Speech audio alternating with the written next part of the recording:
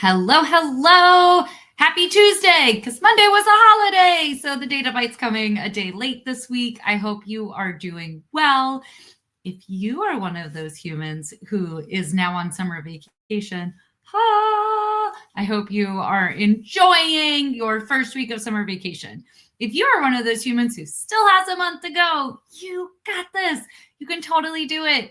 We're getting there. We're getting to the end of the school year, and hopefully it's just a smooth ride from here to the end of the year. All of those things. I wanted to jump in and connect with you all today about what are some ways, what are some ideas, what are some things that we've seen recently with some really cool ideas ideas for how we can help our students see patterns in data.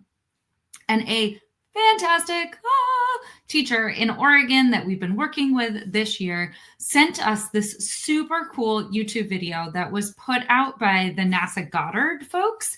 And so I just want to share a little bit. Hopefully this comes through. I'll put a link in the comments from this live, from this Data Bite, with a direct link to this. But I am going to try to share this video because it has some really cool things going on. So as some context, NASA Goddard folks put this short video together. It's 2 minutes and 25 seconds. We're not going to watch all of it. Helping students look at and think about the Arctic, or not even students, the general public, anybody who's interested, thinking about the Arctic sea ice maximum. So the extent with which the sea ice reached out, how much sea ice was there by the end of the winter in 2025, right? Because the amount of sea ice is at its maximum in the winter, and then it's at its minimum in the summer. And so earlier in the video, they have this fantastic narration of what is sea ice and how does that compare in the timing of it in the Arctic versus the Antarctic and all of these different things. So we're just gonna, we're skipping over all of that and maps and things because I want to show you these really cool data visualization components that they put together towards the end of the video, because it has this really cool thing that happens around 2 minutes, just after 2 minutes. It's an interesting pop for how to help our students sort of see the patterns in the data, see what's going on in the data. Okay, so I'm going to try this multimedia thing and we're going to see how it goes. Thank you, YouTube, for letting NASA Goddard put this up and for letting us share out our Data Bites and all of the things. So NASA Goddard, here we go.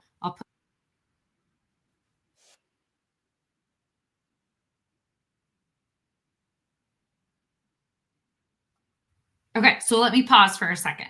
So what we've got going on is we've got lots and lots of lines showing up here, right? So the green is the Arctic. Along the bottom, we have January through December. So we have through a year what's going on. And then we have these lines that are overlaying. At the top is the ticker of each year. So it's indicating, if you can catch it this fast, there's so much going on, which year is getting added onto this graph. So we're plotting the sea ice extent every year. For the green is the Arctic, the purple is the Antarctic. So that in and of itself are some really interesting ways that we can help our students see a cyclical pattern. Every year, there's a low in the sea ice extent in Antarctica around February and March, and there's a high August to October.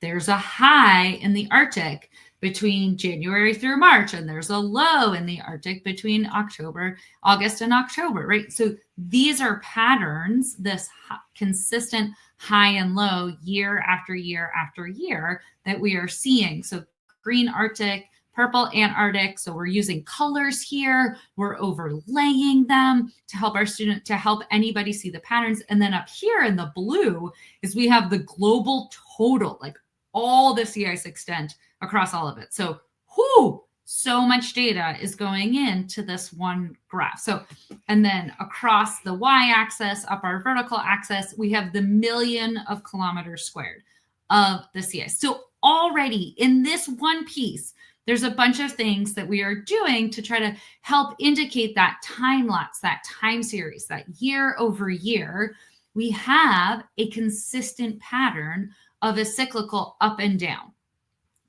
And year over year, there are differences. It's not exactly the same every year. So we also have a bit of a pattern or a trend that we're starting to get at with this sort of layering and layering and layering of the years. Okay, let's keep playing it a little bit more. So, because we're only at 1:58, and I said it was a bit after 2 minutes that the cool thing comes along. Okay, so here we go.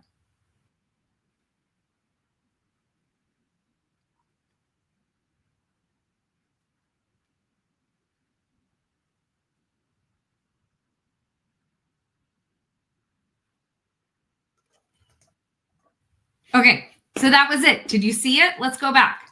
Where they took this global extent that had been the line graph, the subsequent lines were each year through their whole time series. So we're looking at it across the year, and then they turn it so that we get to our more typical time series of many, many years in a row, right? And so what's super interesting on how they put this together is they're playing with multiple different ways to visualize different parts of the same time series data sets. So they're creating opportunities. Now, am I expecting that you are going to sit there on your weekend and put together all these like super cool animations? No, goodness no. There are people at NASA Goddard whose whole job is they get paid to put together these cool data visualizations. So one, thank you, federal agencies, for putting together our data that our tax dollars are going towards and putting them out there in the world in really interesting, accessible ways that we can make sense of them. So thank you. And we could go look for some. We could go look for the great work that these federal employees or state employees or folks at universities are putting together to communicate data that they are collecting. That relates to our content area. Or two, what's a classroom equivalent of this? Well, it's having our students look at the data in more than one visualization type. Sorry, my internet wobbled there. So like in more than one graph type, in more than one way. Sometimes the easiest thing that we can do, or one of the low-hanging fruits, easy things that we can do for our students to help them understand patterns and see patterns, is to give them a different way to look at the same data, because that helps different things pop for our students. So it could be changing up the color. It could be changing up the component of the data set, like what sample of the data are you visualizing? It could be how you're visualizing it. Is it year along the x-axis, or is it month along the x-axis? And each year is a line, like NASA Goddard did.